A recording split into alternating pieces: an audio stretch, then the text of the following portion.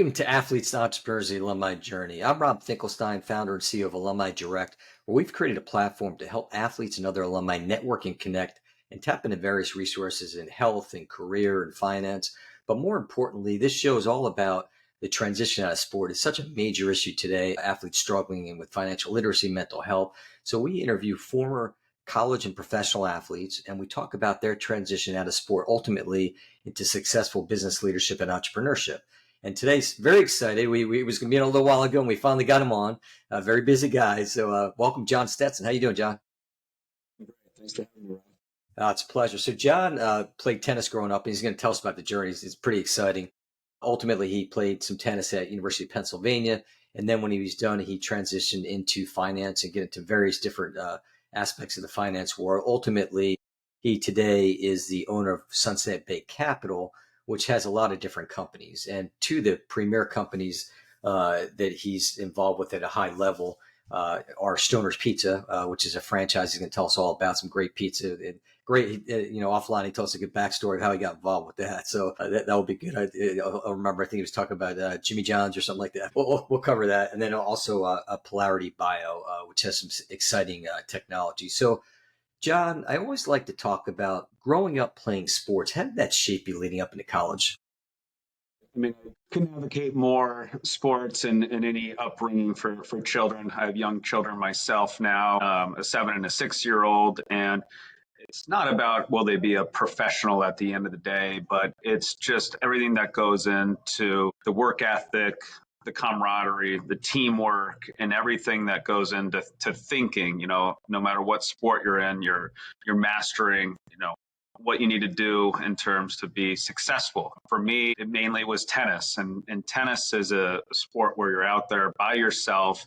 You don't have a coach that's coaching you on a changeover or can call a timeout or do anything. So in real time, you're trying to figure out, how do I beat my opponent? If I'm losing, what do I need to change in real time to redirect my shots to be successful and changing the score and changing the outcome? And that is so what business is about, and what day-to-day life is when you're successful, things are great. But when things aren't going your way, how do you navigate the challenging times that we're in today, actually? And sports gives you that foundation that I don't think that you get just by going to the classroom every day, because you're reading from history books, you're reading from textbooks, and you have different teachers, they have different styles. But being a part of sports, I think, is so impactful for the future of anyone's career.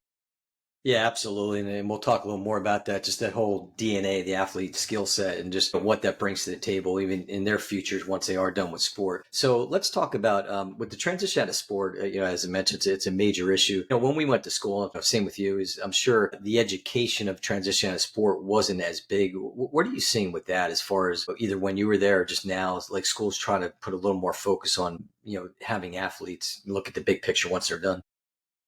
Yeah, I think it's definitely a bigger focus today than it probably was historically. I mean, outside of just kind of college and high school sports, you're kind of seeing it, in professional sports. Everyone knows the facts of NFL players and how long they last in their career, how many go bankrupt because they only know one thing, and that's their sport, and they haven't had life outside of that sport. They became the best of the best in that one vertical, but it doesn't always translate over to the next chapter in their career. So I'm definitely seeing, hey, you're an awesome athlete today, and there's a chance you're going to make it in the professional world, but 99.9%, whatever that statistic is, it doesn't work for. So how do you leverage what you've built as an athlete into the next stage of your career? And for me, it was the relationships that I built on the tennis court. For me, primarily,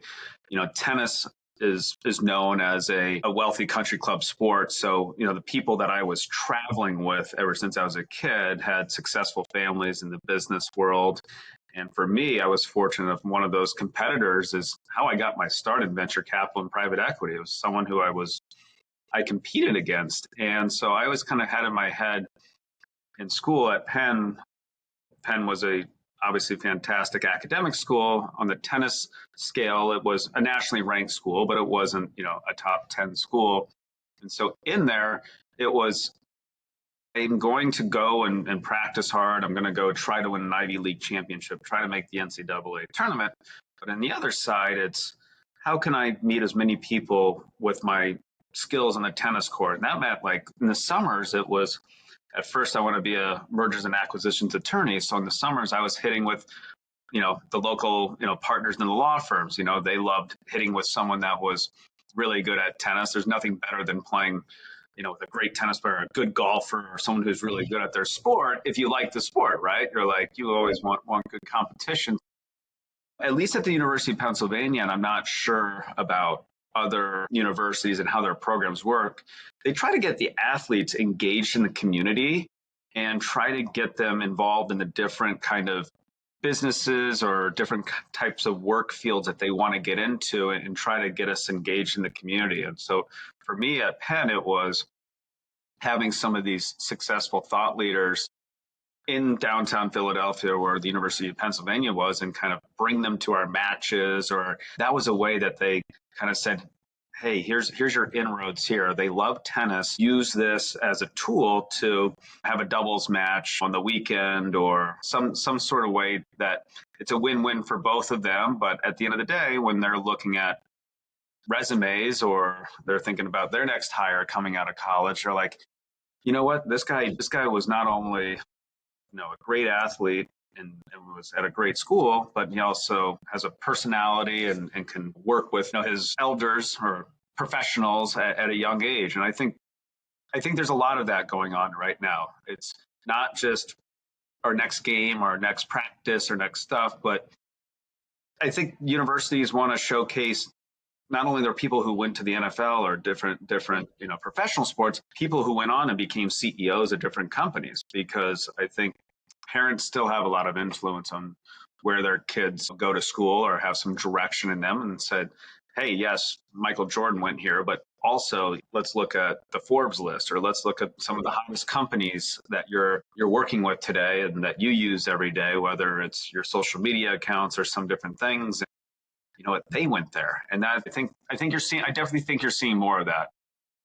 Yeah, I agree, and I think back to even some of my other podcasts of just athletes, and talking about the skills and everything, and what drives them. A lot of the ones I've talked to, like yourself, have been leaders of their company, and you might not have been a superstar. Some of these athletes might not have been superstar when they were playing, but they're a superstar in the business world. And it's interesting when you were talking about how, like, Penn got you out in the community. Did they do that for all sports, or that was more kind of like a tennis thing, just that you're experiencing? Oh, absolutely.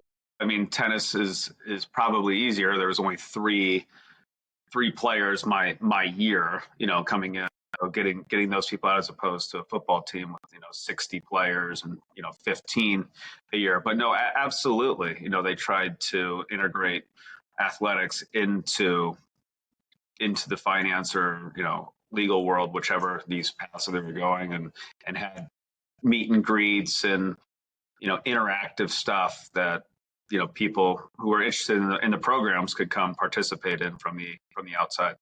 Yeah, that's great. Like, when I'm talking about the education, I talked to one guy, and he said he really wishes he would have had like a mandatory workshop, like a 6-week workshop or a class that would have prepared him. But part of that preparation for the future and the transition out of sport, it definitely has to do with networking, connecting. So it's interesting, that component of it. That, I mean, Penn probably does a great job in general with always hear the Ivy League schools with alumni relations and things like that. Kind of segueing to networking, connecting.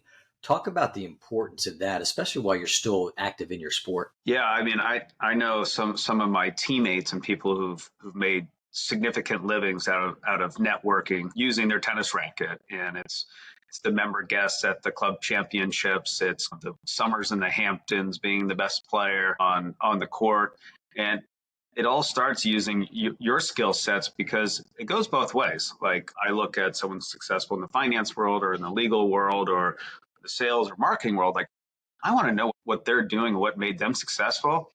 And likewise, when I go play with a scratch golfer, I want to know why they're, reading a putt this way, or they're looking at certain things this way. So I think the mistake a lot of younger kids make, or college kids, is that they think they don't like have something to offer to someone in their 40s or 50s. They're just kind of shy. They're like, why does this guy want to hang out with me? People are really interested in what's made you successful, and how you're hitting that serve 130 miles an hour, or how you're able to shoot 50-60% from the 3 point stuff. I think people need to have a little more confidence, and it's easier said than done at that age, going out and speaking with these people, getting that relationship early. People want to help, and I think that's underestimated, that hey, this guy's wildly financially successful, he runs all these big businesses, and all he cares about is his company and his family. Like, there's nothing more than people, for the most part, is wanting to give back and want to share. I think something you learn early on is ask a lot of questions. Successful people like to talk about themselves, right? They want to hear their story. And so if they can find a protege or someone that they say, even if it's for their own ego, like, hey, that guy followed my footsteps and now he's a partner in my firm, and I brought him in.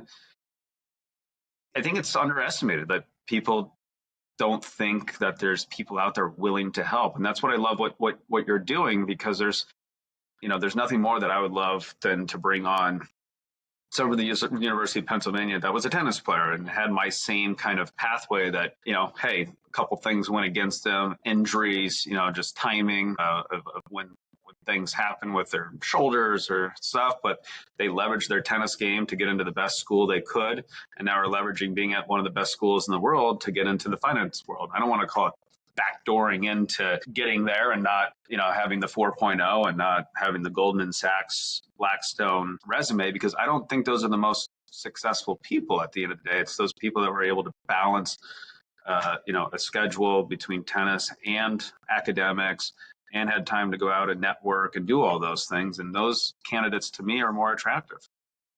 Yeah, and I'll tell you what, you brought up so many great points. I talk about it all the time, especially the fact of like people feeling like what can they offer to somebody successful, and I talk about that a lot because I think it's, you like you said, it's just the person who's successful might want to hear their story, or it could be maybe you never know when it's going to come up in time where they might need some help, or maybe their kids need lessons or something like that, right? I mean, I think you have to take that. I mean, I was talking to a couple, like a freshman and sophomore. I think one was football, one was a baseball player in college, and they just said they wish they would learn more about networking. And I mean, they're still young, but I mean, they saw, because they take it almost back to high school. Like you were saying, you're going to these different tournaments and these clubs, and just the exposure to the people that you're meeting all the way up through high school and leading up to college was tremendous. And so I think everybody in general, it doesn't have to be an athlete, but needs to look at that and just look at the people surrounding you, look at their parents. I mean, one guy recently, he's a CEO of a company, and his son was playing lacrosse in college, and he basically said, listen, any of your teammates, if they need an internship or whatever, have them come to me,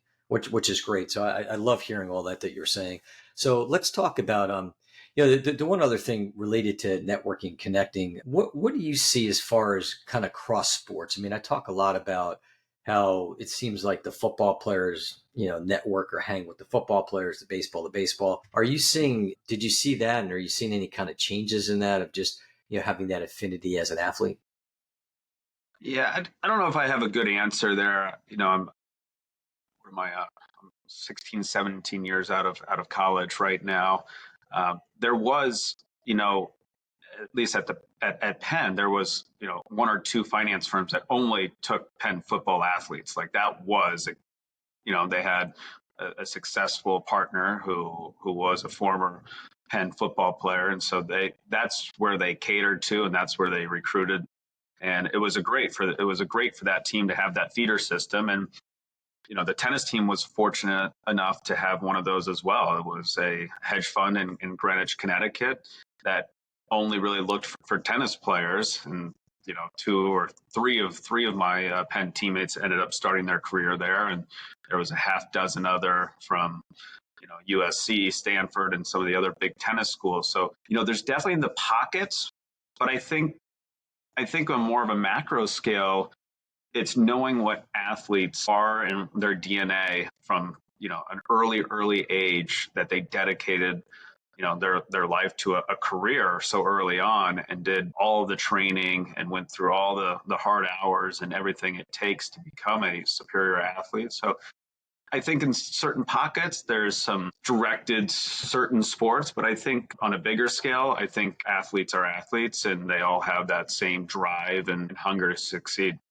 Yeah, I mean, it's kind of like a fraternity sorority, just bringing together. And like you're saying, it doesn't really matter what sport. I mean, I think ultimately you'll see more of it. I mean, it's like another alumni group, so to speak, as your alumni group is like an Mhm. athlete alumni group, which is something that, like an alumni direct. And that's, a big thing for us, obviously, is alumni connection is trying to bring that together like in an athlete community center. So when we talk about alumni engagement, again, I think when you're looking at schools like Penn, the Ivy League, they do probably a great job of alumni engagement in general. So talk a little bit about that and kind of the importance of alumni engagement with mentoring and all the other aspects that go with that. Yeah, so I mean, personally, I'm in several different alumni kind of clubs. I utilized it earlier on in my career, and I still do to this day. It actually happened last night. Someone reached out to me and they said, I see you're connected to this person through LinkedIn. They went to Penn. How are you? Do you know them, or is this just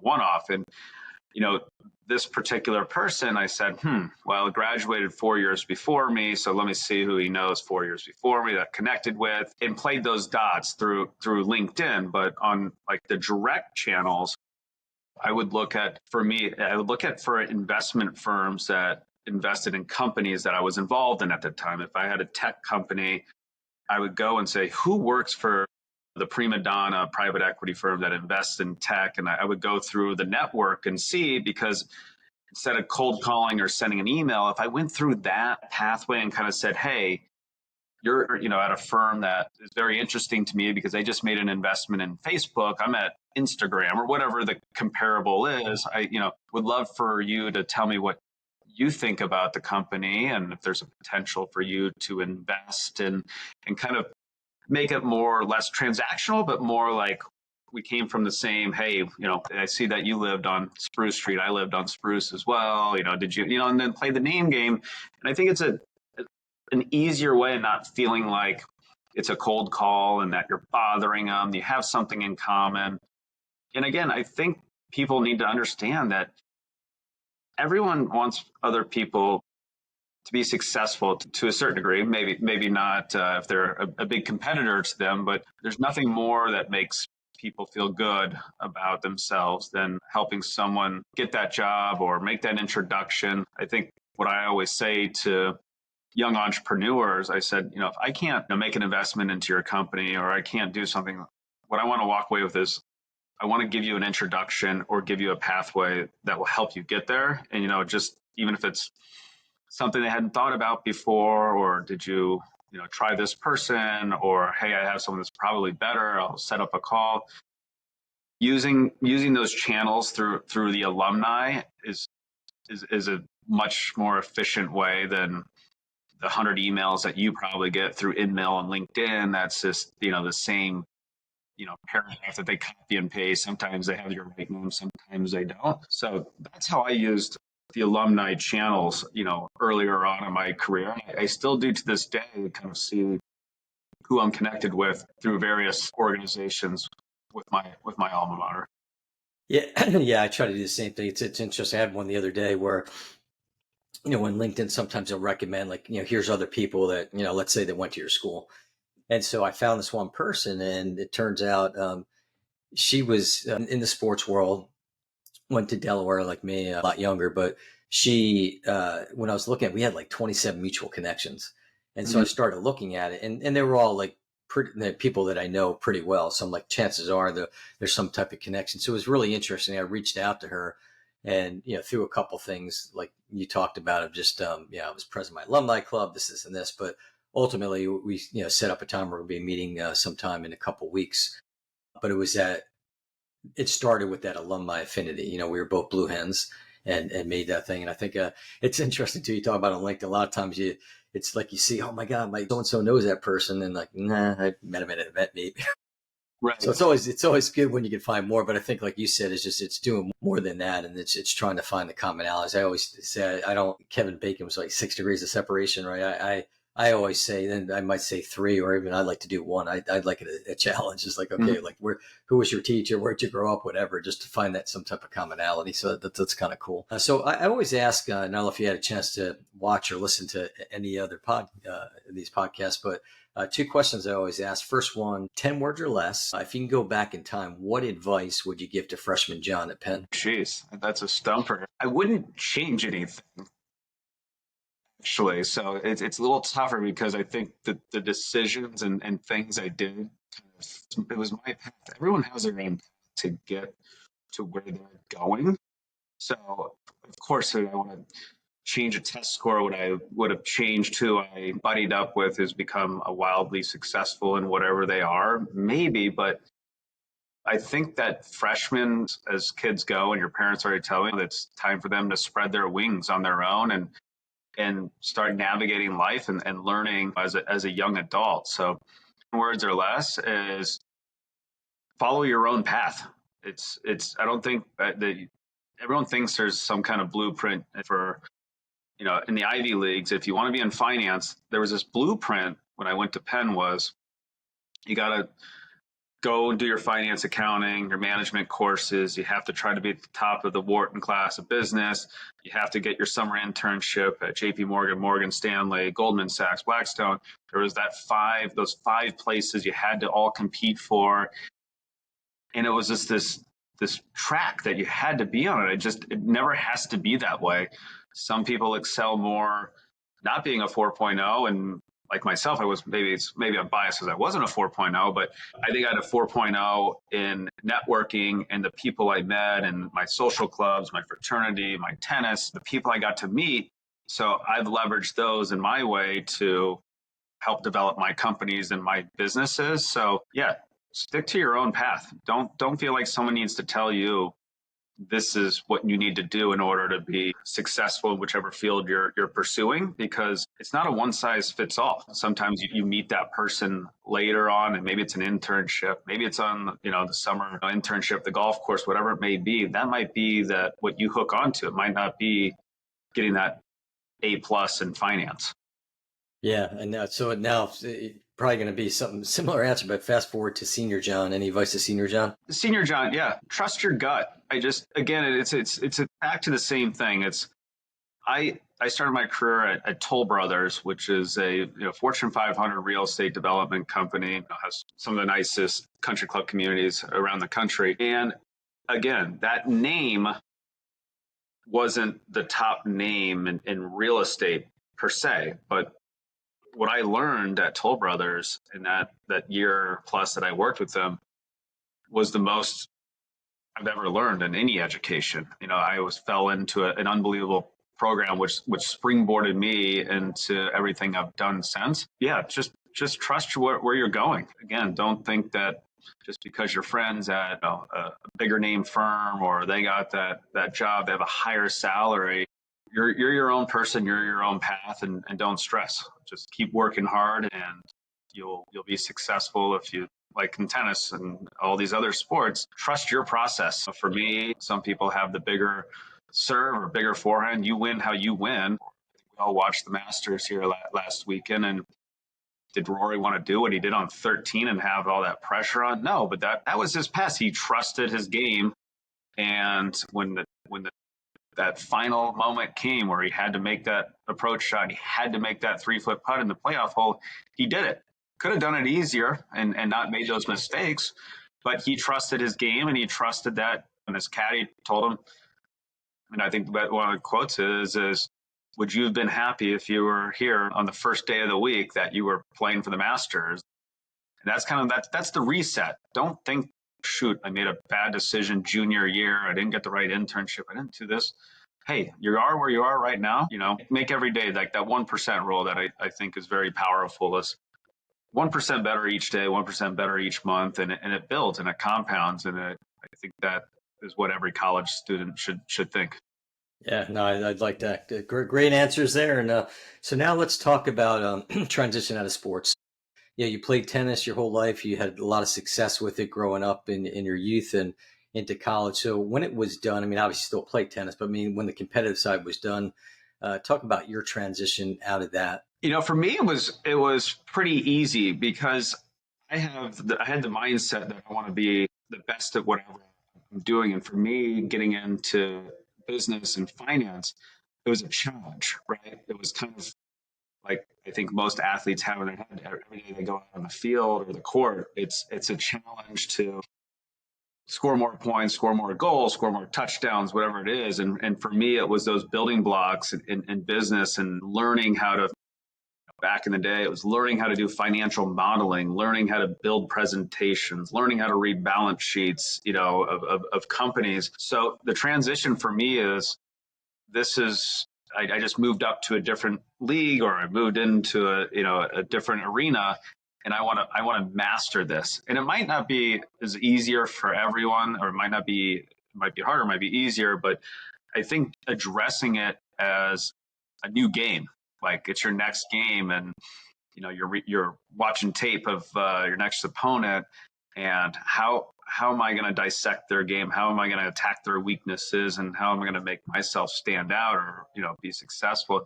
That's how I approached it, and that's really why I do what I do now. Is through Sunset Bay Capital, I have probably about 15 portfolio companies, and they couldn't be more spread out in industries and stuff. And what everyone said, like, on one hand, you're a CEO of a pizza company, a franchisor, and then on the other hand, you're a CEO of a regenerative medicine company running FDA clinical trials in phase 3, about to go to market. Like, you couldn't be further from the spectrum. But what amazes me is I love learning new industries, new sectors, and figuring out how I can be successful at it. When I walked into Stoner's, I didn't even know how to make a pizza. Still don't really know how to make a pizza. But what I figured out was the business model of it. And, on the PolarityBio side, I followed smart doctors and PhDs at the technology. But what they didn't have is the business acumen on how to take a great product technology and how to get it to market. Because I think in a lot of industries, smart people think they know everything. And I think something you always got to step back and saying, know that you don't know everything, and know that you can always find someone who can do it better and can help you get there. So I walked into PolarityBio and said, you guys stick to everything you know. I'm not going to tell you how to dissect anything. I'm not going to tell you how to run the technology. Don't tell me how to run the capital markets and the financing and the business side. And that's what's made us really successful there. And again, it's a new challenge, and that's why I love getting up and going to work every day, because I learn more about a new space, and it's always about finding that path to get to the finish line. Yeah. So any advice that you would give to athletes, across any sport, once their time is done, like advice moving forward? Yeah, it's simple. It's ask a lot of questions. It's it's okay not to know everything, and it's okay to be wrong. I think a lot of people are too nervous or insecure to say they don't have the answer. If it was them on the tennis court or a golf course, they have the answer because that's what they've been doing for 15 years. But getting into a new field, I think you need to present yourself when you're moving into business. Is I was able to do this successfully in just a different industry, and it's sports. Teach me, and ask the questions how they did it, and follow the path. I think a lot of people are nervous, as they should be, but they also aren't outgoing enough to admit that they don't know it yet, but they're willing to do whatever it takes to learn. Yeah. Okay. That's great. So let's talk a little bit about, you brought them up at your 2-year businesses. Let's talk a little bit about the 2 businesses that you mentioned, Stoners and the Bipolar, and talk about what you're doing with them and some of the great things. Sure. So yeah, rewinding a little bit, after school, I started at Toll Brothers, and then I was fortunate enough through tennis, someone that I grew up playing with had a very successful father in the venture capital space, and hired me with some of his partners to become an analyst. And as part of that, I was identifying companies and looking at different opportunities to invest, and we would invest in those companies. And some of those companies we would take active leadership positions, whether it was, a C-level or usually a board position or an advisor. And I was lucky enough that the first one I did was a successful company in the patent monetization space, and then became the largest crypto mining company today, called Marathon Digital Holdings. I was a CFO and director as that company evolved. And through some of these successes, I was able to, these are public companies, able to sell out of and start up Sunset Bay Capital, where I made my own personal investments in these companies. Things fall on your desk, and you look at them, the opportunities, and what I say is, people say, what do you focus on? What's your sector? And I say, I focus on opportunity. Where can I add value, and where can I make money? And I'd always looked at franchising as an opportunity.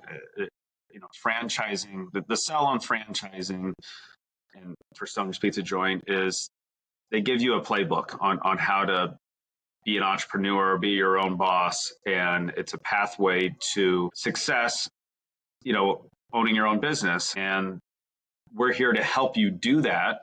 And here's our recipes. Here's everything you need to do. And if you follow this, then you should have a success. And I leveraged Stoner's. I became a franchisee in 19. I opened it for fun in downtown Fort Lauderdale as a place my kids could get pizza on their way home from the park when they were 2 and 3 years old. And like any of the businesses I get involved in, owning one didn't really move the needle for me. I needed to own 10 to really get after it. And what happened, I started opening up more Stoner's. And as I was opening them, I noticed that the corporate organization and the management and leadership was not what I wanted to be a part of if I was going to be the largest franchisee. So I was able to buy out the leadership and management and become CEO and owner of the brand in 2020. And we only had 11 units at that point. It's grown to over 50 units. And the way it's become successful and has grown is because I put myself in the franchisee's shoes. And it's like, what would I want from leadership in order to be a part of this? And that's how I built it. So I try to give back all the rebates and make it as economically feasible to be successful for my franchisee. And the thought process is it's a marathon, not a sprint. And I want them to be successful at one, so they open up 10. And if I can set that little seed and have that proliferate amongst 15, 20 franchisees, I'm going to continue to grow. But you always have to be on the same team as your franchisee and help them help you. And I built a model that's different than many of my competitors, that I give back as much as I can to put in their pockets as possible. Some brands make a lot of money by, their buying power, that having 50 units open, and they take all the discounts and the rebates and they put it in the company pocket as opposed to giving them back. I don't charge advertising fees because I think, Rob, you know how to better advertise in your neck of the woods than I do. I don't know the schools in your backyard. I don't know the parks. I don't know that stuff. So I'm not going to tell you, hey, give me 4% of your money to go do this. And, I only charge royalties on actual sales that come into your account. I'm not going to make you run a Subway $5.99 special where you're not making money just so I can make a royalty. That's how some of these brands have tripped themselves. And yeah, it was by chance, but it's been an amazing company the last 5 years to grow with through challenging times. And again, just like the tennis analogy and the sports analogy, I've had to navigate all different challenges here that you could ever imagine. But you're worried about rain and wind and where the sun is and all the things going on and potential injuries. That's how I looked at, going through COVID and having business in my, certain locations having to shut down, not able to open up the dining room, not being able to get my deliveries because of logistics, my food prices skyrocketing, my labor skyrocketing, and then then my laborers getting these stimulus checks, so they were making more not showing up to work than actually coming to work. And it was still a crazy environment, but all of those things, if you make it through those, and it's kind of like, again, if you hold serve in tennis when the wind's in your face and the sunlight's right where your ball toss is, then imagine when you're serving downwind and all that stuff. I mean, it's going to be a breeze, and that's I'm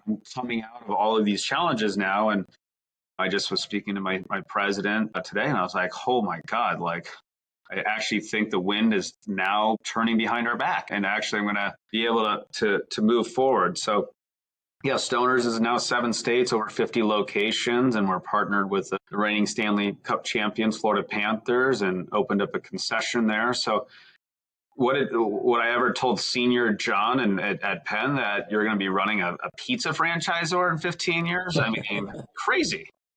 PolarityBio here is, again, I'm not an MD, I'm not a PhD, but I was approached by my college roommate. I'm at the University of Pennsylvania, one of the brightest minds there, and a bioengineer. Went on to Harvard Med and then was practicing the plastic and reconstructive surgery department at Johns Hopkins. I mean, talk about hitting the top of the top to the top. And, he reached out to me because he knew that I was one of the best at what I do, and that's financing companies and the relationships for people to get behind exciting technologies, and approached me with a revolutionary technology that he and his partner at Johns Hopkins were developing, and that's to regenerate full thickness skin for people who have chronic wounds and burns, where the standard of care today is taking a skin graft and basically applying it to that wound, but you're not getting, I always say you can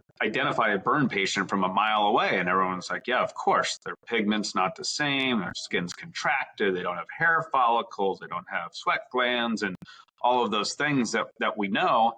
And I was asked a question by this doctor: what if I told you we could regenerate that and do full thickness skin and have all the functionality that you once did, and it almost would match everywhere else of your pigment, and you would have sweat glands, you'd have hair follicles and the sensitivity? And I was like, that's the holy grail.